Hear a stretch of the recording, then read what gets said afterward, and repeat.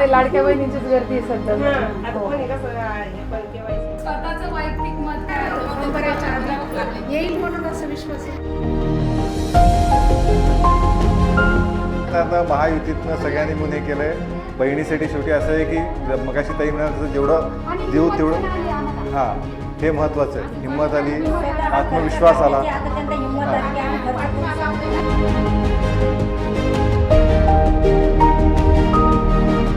काय केली? नथ केली? अरे वा. लाडक्या बहिणीची पहिल्या राखीची बँकेत ठेवून हां आले आले मुली तू झाली आता मुख्यमंत्र्याची बहीण.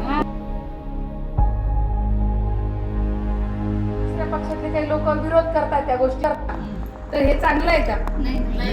ते विरोध करता हे चांगलं आहे का? बाबा लाडकी बहीण अशी मुद्दामून त्यांनी इलेक्शनच्या तोंडावर आणलंय, निवडणूक आहे म्हणून आहे. पण आज 5 वर्षामध्ये आपल्याला कितीतरी योजनांचा लाभ मिळाला, बरोबर आहे की नाही?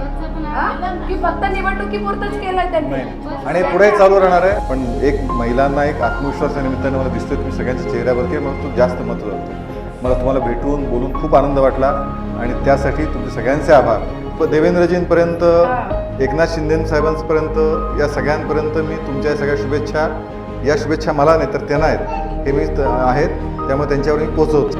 आणि आमचा कायम एक बहीण म्हणून त्यांना कायम पाठिंबा असणार. Yes.